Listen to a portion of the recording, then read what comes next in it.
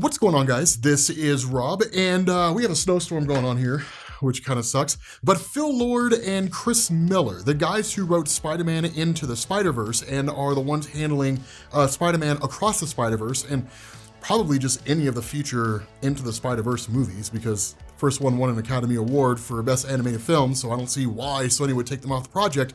They were doing an interview recently where they were talking about the idea of Tobey, Andrew, and Tom basically appearing as the various Spider-Man in the film. Now, of course, they were a little ambiguous in saying like anything's possible in the multiverse, but here's one of the things, one of the things I've realized in doing this, right, doing these kind of things, is that whenever something leaks from a studio, it never actually leaks. It's the studio just kind of seemingly putting it out there to see how people respond to it. I can't imagine there'd be anybody who would be like, I don't want to see Tobey or Andrew or Tom in the Spider-Verse film. I just don't want to see that, right, Into the Spider-Verse.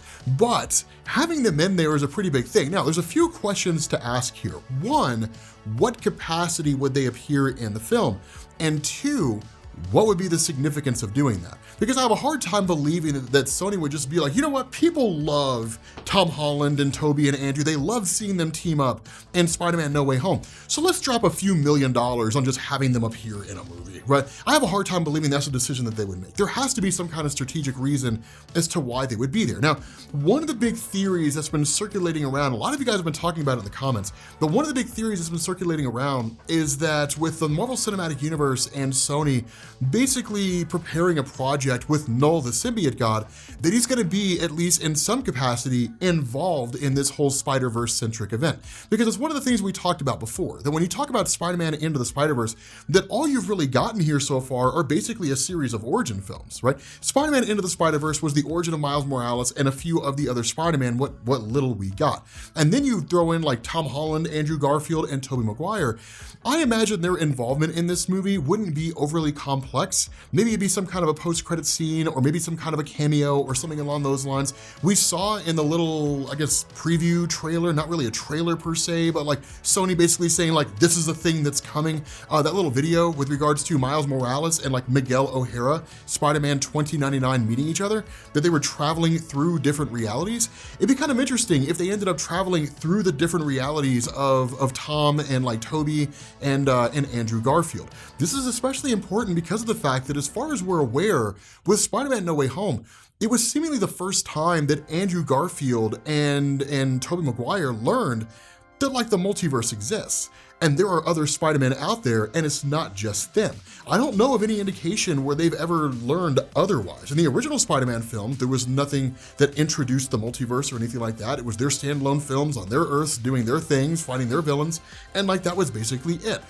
This changed everything with Spider-Man No Way Home. And now what would also be cool here, and this is something that I think would be really, really interesting, I want to see them invoke the idea of the Web Warriors. And I want to see Tom and Andrew and Tobey basically be the members of it, or like the pioneers of it, which I think would be like a great homage to like No Way Home. Because Spider-Man No Way Home, as you guys know, is like the first major Spider-Man film, team-up film that we've really gotten that was not animated, right? Spider-Man Into the Spider-Verse did that beforehand. But those of us who grew up with the old Tobey films and then went into the Andrew films and then we got the Tom films, it was nostalgia feels. And so I love the idea that in the aftermath of everything that happened with No Way Home, that if some kind of an event popped off and basically Tobey and Andrew basically ended up forming the Web Warriors and then grabbed Tom Holland in some form or fashion, one, it shows us what Tom Holland is doing during the events of Doctor Strange Into the Multiverse of Madness if he's not necessarily being a part of the film itself, assuming that he's not out there just being Spider-Man, and that's basically it.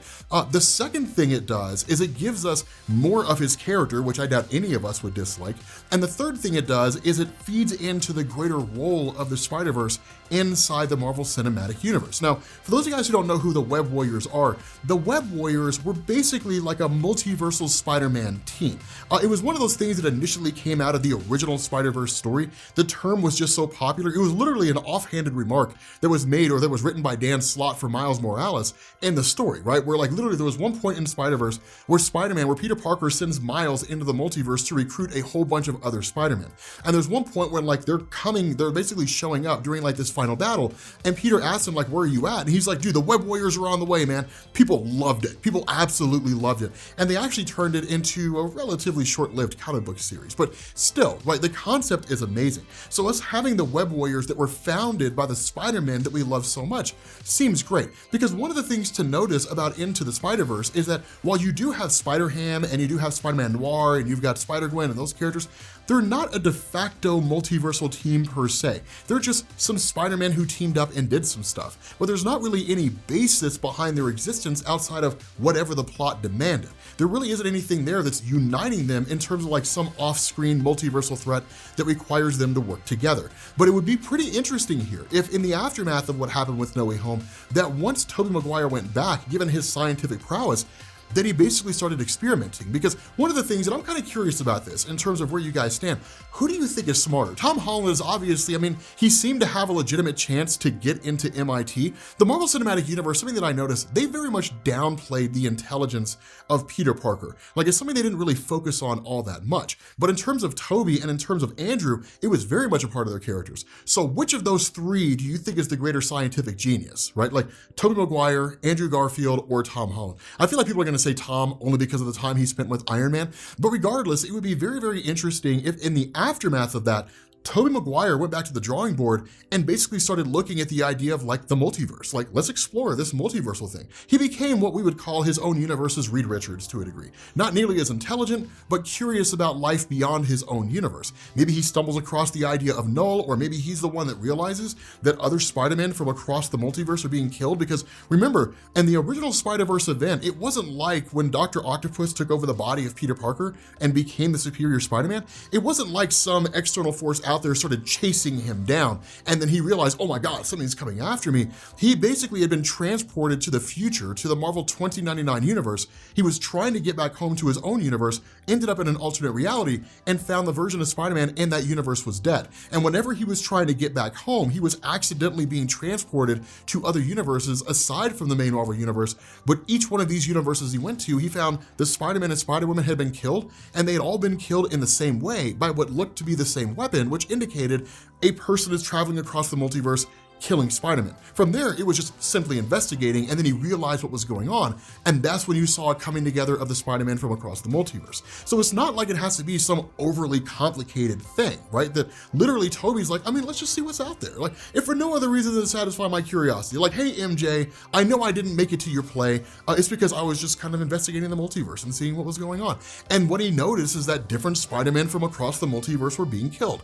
And this basically leads to him grabbing Andrew Garfield because they've teamed up, right? He's Spider-Man 3. He needs a little bit of a confidence boost, right? You know, Spider-Man 3, you know, and then you have them reaching out to Tom Holland, and then Tom Holland comes on board, and it's like somebody's killing Spider-Man from across the multiverse. We've teamed up before, let's team up again. Somewhere along the way, they run into Miguel O'Hara or maybe Miles Morales, and they're like, hey, cool, more people for the ride. And then suddenly you got a Spider-Man team, and they're all investigating why it is that Spider-Man are being killed across the multiverse, or Spider-Man are being corrupted by Venom symbiotes, which are being used by Null the symbiote god. Whatever happens to fit the plot of the movie that they're trying to work with. But let me know what you guys think, right? I think it's a cool idea.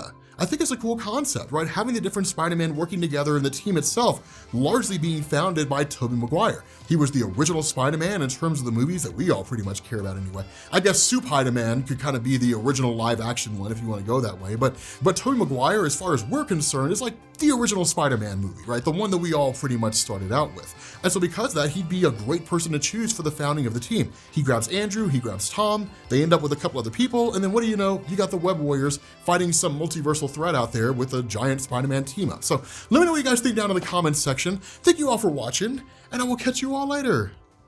Peace.